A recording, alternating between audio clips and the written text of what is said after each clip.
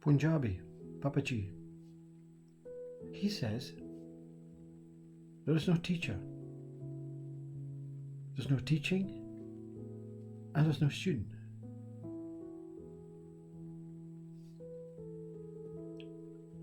Yet,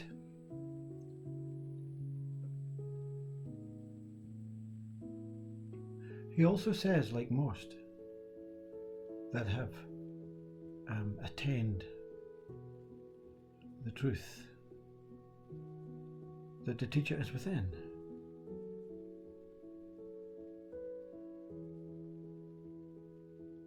So why the contradiction?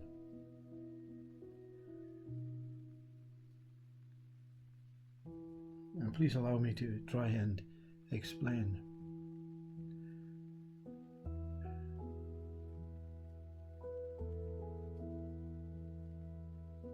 Before you learned, before you actually were able to cycle freely, independently, with no stabilizers, you believed that you had to be taught, that you needed some reaffirmation, some motivation, a confirmation that you can do it. And when you did it, you realized you always did it. You could always do it. You knew you could do it.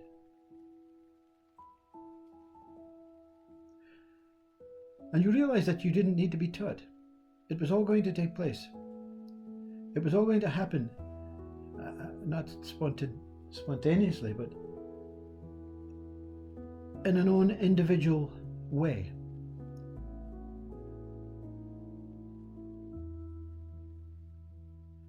You also realized that you learned to cycle your way.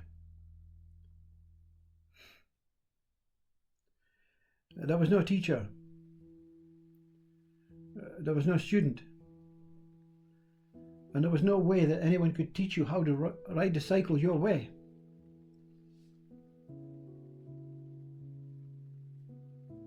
Because you learn that to trust in life, that you are in the presence of your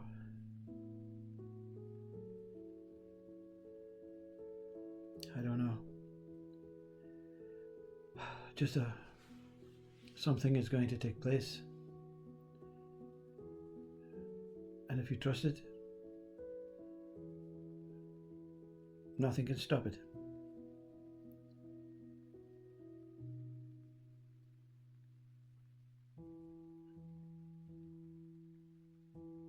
My experience.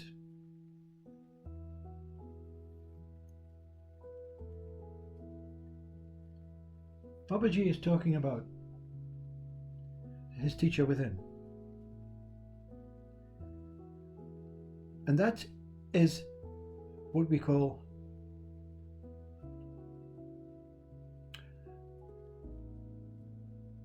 a designed way to open the door. Not by Babaji, or not by you, or not by me in your own individual way of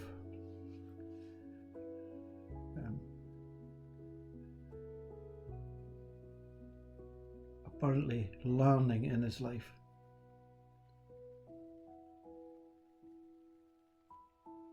We each, in a very personal way, are taught through life how your way is going to be. I've heard so many beings say,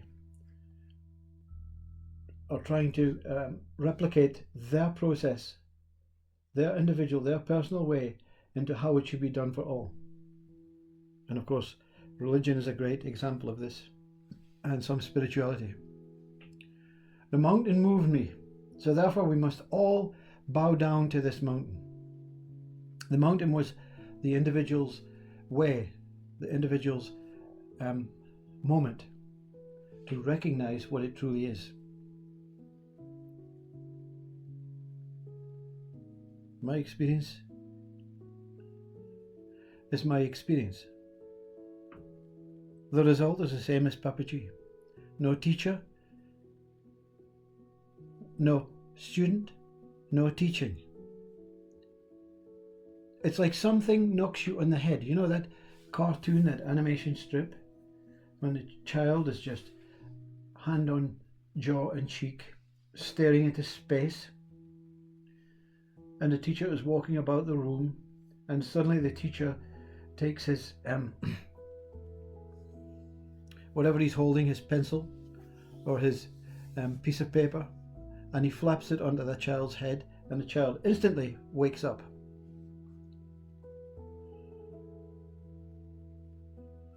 For me, the tree woke me up. A tree. a forest of pine trees. No teacher within. The trees were the teacher. Personal to me. So each one that experiences their own truth, that appears to be the truth for everyone, has to say, silent.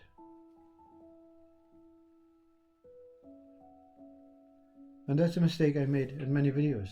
Because you think, because something is incredibly out of this world. I mean, to hear a voice destroy your whole existence, your whole mind, for you to stretch so far out of the body and look down whilst simply standing there. You say, wow, it's not a near-death experience because I'm alive. I was in deep samadhi.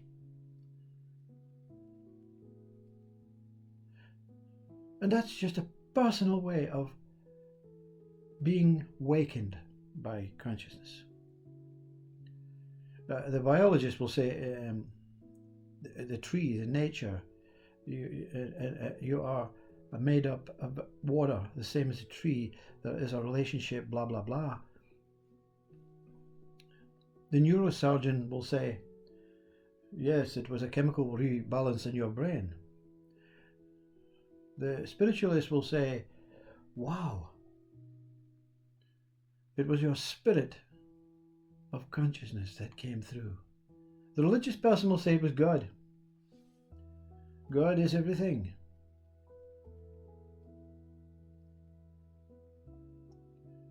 So you have to understand, Papa G is not saying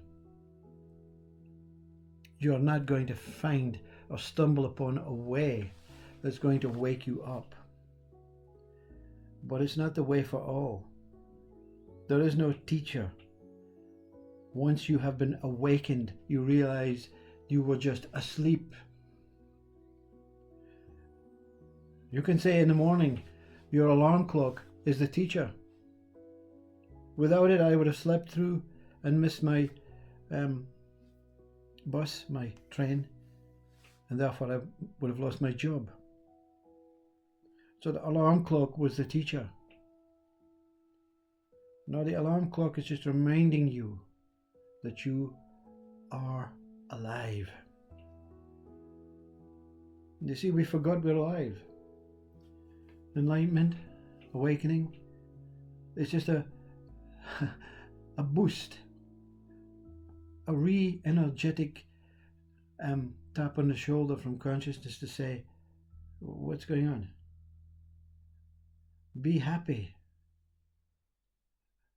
But I don't know how to be happy, Mr. Oh, go away. You're still asleep. You want that damn mind to give you happiness. You want that damn experience to give you happiness. You want that damn enlightenment, that damn orgasm to give you something wonderful to say that you're awake when you're already awake. I'm just reminding you, you're awake.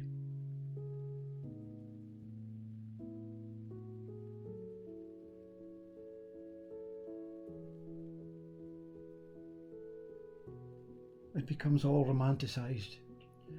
When you become awake, you become romanticized. You look at the Bible and you see, my God, my awakening was so like Christ. 40 days and 40 nights in the forest, the pine trees and their relationship to the Christ. I must be the second coming, you see. There's no first coming. There is no coming. We're all the same essence of pure consciousness. But we fall into a slumber of ego, a slumber of mind, a slumber of being, thinking I am this person alone, a slumber of religion, a slumber of science, a slumber of biology, a slumber of atheism. And then into the mini slumber stage, the slumber of anger, the slumber of depression, the slumber of happiness, the slumber of joy, the slumber of pain, the slumber of pleasure. And then you fall again into the slumber of illness and struggling, and you're like the fish right at the bottom of the ocean, waiting for the worm and the hook to come right down so that it can brush against your cheek, and you open your eyes and you go, my God, I have to grab onto this. And you're pulled up, and it's just an awakening. That's all it is.